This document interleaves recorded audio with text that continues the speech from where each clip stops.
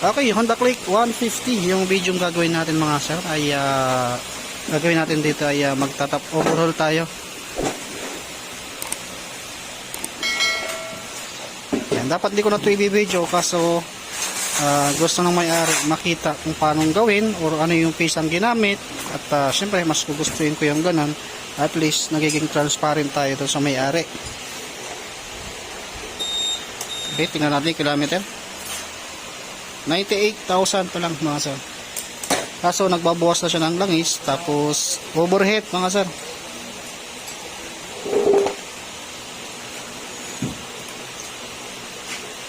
Kapag ka nagbabawas ng langis, overheat, yan, palit tayo ng black seat mga sir.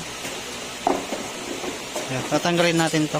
Tapos mamaya papakita ko rin yung pisa, kasi yun ang gusto rin makita ni sir, yung pisang ilalagay natin.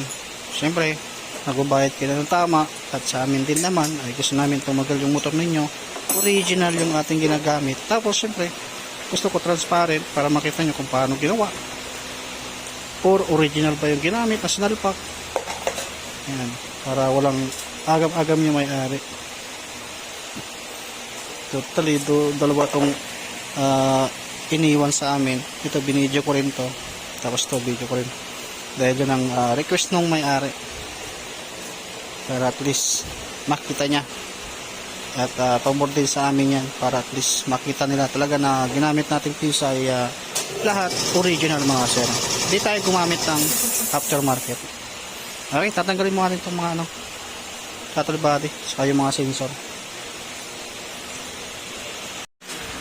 Okay, tanggalin yung throttle body tapos radiator. Susunod naman natin yung head saka yung block naman. Tapos check din natin yung kanyang radiator, kasi nakita ko rin sa radiator meron siyang marking ng ng coolant. Hindi ko sure kung pinagtanggalan ba or may konting leak. Kaya isa rin siya, check din natin yun. Ayan, naipatong na natin yung kanyang center stand sa bangkito or upuan na maliit. Para umangat siya ng konti, may baba natin yung gulong sa likuran para itong kanyang ibabaw ay umangat, para pag hinugot natin hindi tatama dito sa bakal na to. Pag overall lang gagawin ninyo, madumi doon, hanginan nyo muna. Yan, hinanginan na namin yan para yung dumi hindi makina. Tapos yun na yan, stud bolt hanggang doon sa tornilyo ng sprocket cam. Tapos mayroon pang tornilyo sa may gilid na 10mm.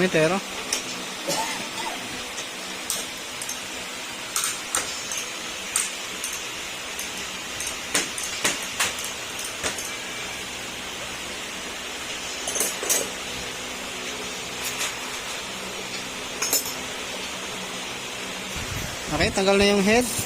Ayan. Tapos yung black.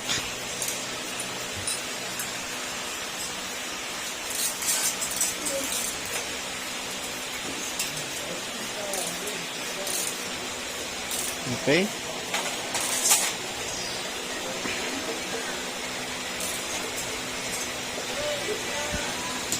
Yan, ito yung block nya. Ito yung ating papalitan. Tapos piston, papalitan din natin yung kanyang piston. At syempre, check natin yung valve guide saka yung valvula, kung manipis na ba or maluwag na ba yung kanyang valve guide. Yan yung susunod natin. Hanggang sa rocker arm. Tapos camshaft, check natin din. Pati water pump, check din natin yan. Yan, ito naman yung check natin.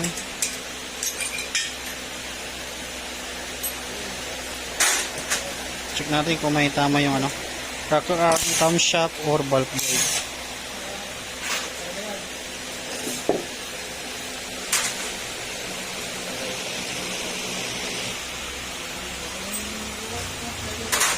May tama?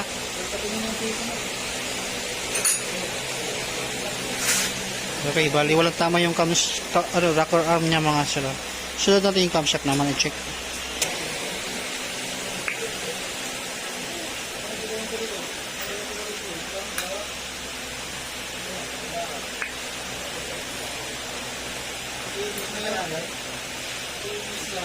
Okay, goods naman. Bali, black seat lang yung papalitan natin. Tapos, check naman natin yung kanyang water pump saka radiator naman. Susunod natin. Check. Pero mamaya na natin check yun. Importante, malinisan muna natin lahat. Okay, naman sa nito na yung kanyang pisa tulad ng mga gasket, block, piston ring, at ilalagay na yung valve seal dito sa may cylinder head niya. Lahat ng ginamit natin ay original mga sira. Tapos mga gasket, block, ayan, dyan na lahat. Okay, kakabit muna natin.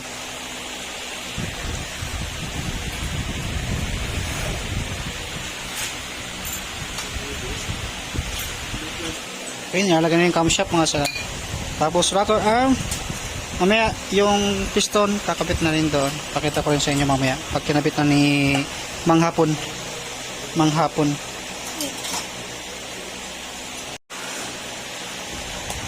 Ito yung piston niya mga sir. Ayan, original din po yan. Pati yung gumagawa original din. Japan.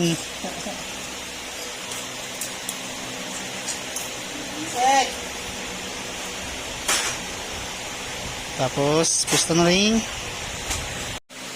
Ayan, inilalagay na natin yung yung kanyang piston ring mga sir, para mailagay na natin yan doon.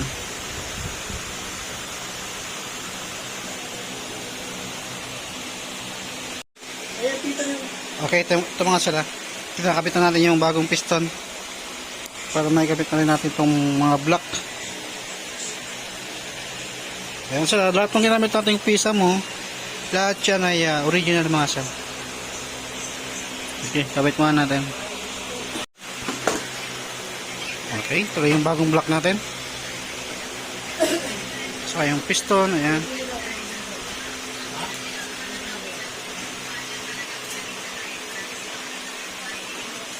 Dowel pin, huwag nyo nang kakalimutan yan mga sir.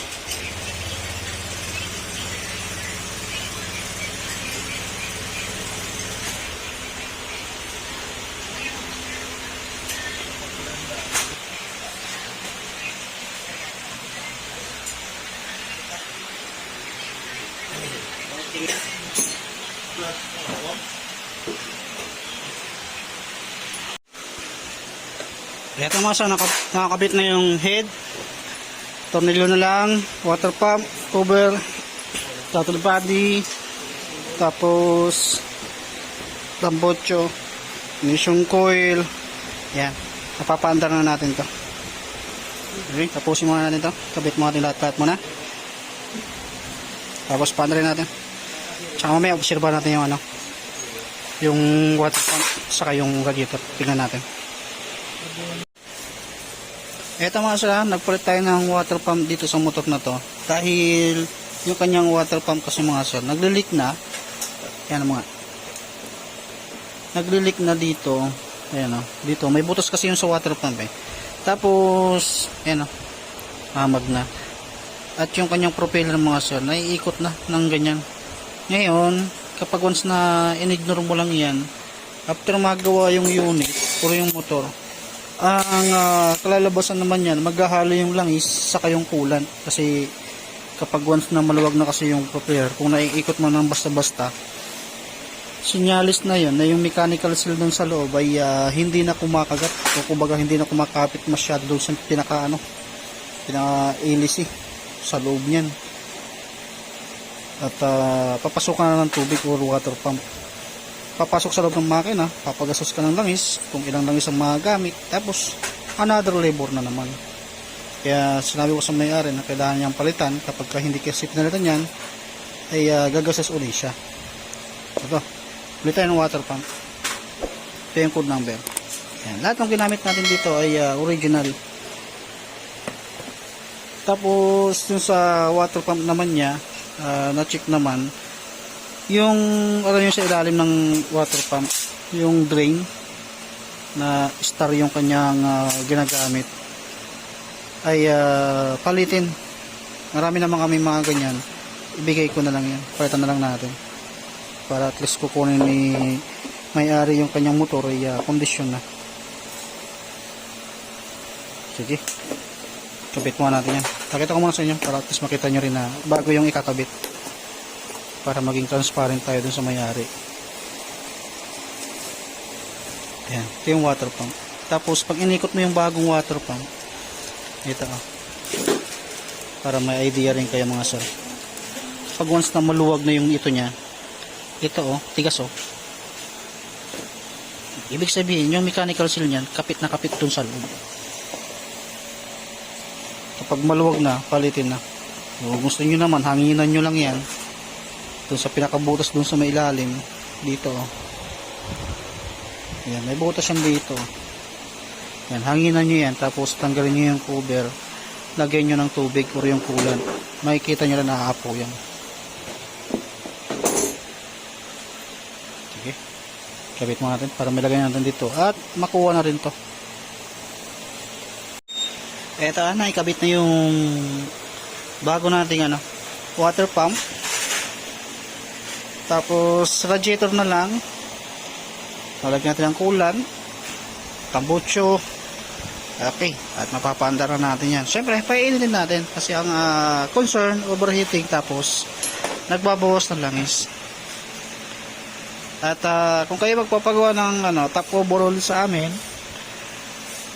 unang-una namin ginagawa dyan, checking ng sigunyal. Chine-check namin yan kung may kalampag, kasi kung may kalampag yan, hindi po namin itatap overhaul yan kahit ipilit ninyo.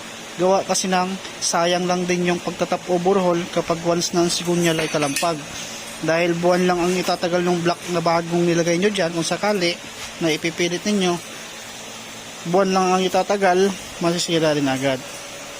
Kaya sayang lahat nung pisang ikinabit. Kaya napaka-importanting yun muna yung ginagawa namin, chine-check muna. Ngayon sasabihin namin sa inyo kung ano yung gagawin at kung magkano magagastos. Kung pumayag kayo ay mas maganda kasi pang matagalan uli. Kasi pag kalampag yan, pinatap overhaul nyo, 3 months yung pinakaalam kong maximum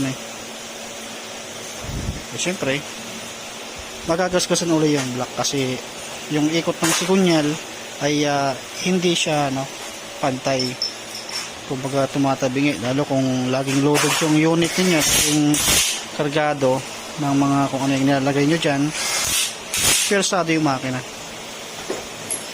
Ayan mga sir, kaya na pa yan umaandar bago i-diagnose, pinaandar ng pinaandar at wala naman ng leak. Automatic yan mga sir, kapag once na nag-overhaul tayo ay dinadiagnose pa rin yan para pinapactory reset natin yung kanyang settings at maitono yung exact na engine speed nya, puro yung minor kung tawagin. Okay, tapos saka natin babalik na yung upuan dahil all goods naman na. At syempre painitin pa na ng painitin yan para sureball na okay yung unit. Okay, binalik na natin yung kanyang upuan dahil goods na to. Ayan sir, pwede mo nang makuha yung unit mo dahil goods na ito mga sir. At syempre nagbibigay tayo ng 2 months warranty sa ating ginawa kasama yung pisa dyan. Basta pinaka-importante ay hindi nyo siya mapapatuyuan ng langis at dapat sundin nyo pa rin kung ano yung sinabi namin na 500 km, kailangan natin sundin yan na mag-change oil para din naman sa inyo yan at iwas abala, iwas gastos, ganyan. Hindi naman masamang sumunod kung para din naman sa ikakabuti natin ay dapat sundin natin. Okay, goods na to, pwede natin makuha.